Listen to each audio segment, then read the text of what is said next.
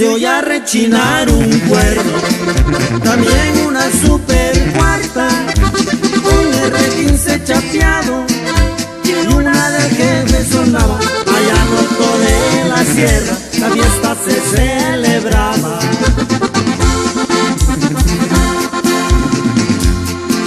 El conjunto que tocaba le ponía bonito ambiente, el baile había comenzado entre las 6 y las 7. Estos morros de la sierra complace a toda la gente.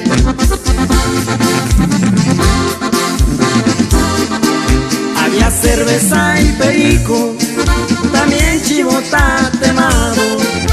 A las 3 de la mañana las armas seguían sonando, celebraban Año Nuevo en un rancho de Durango.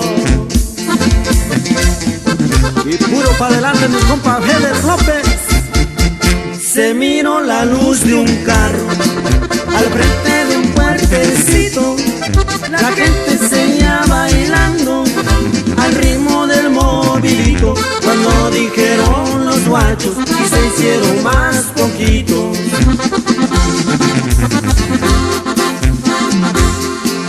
con las armas en la mano, los que quedaron salían a encontrarse con la troca, y a los que en ella venían, los que venían en la troca eran gente de García.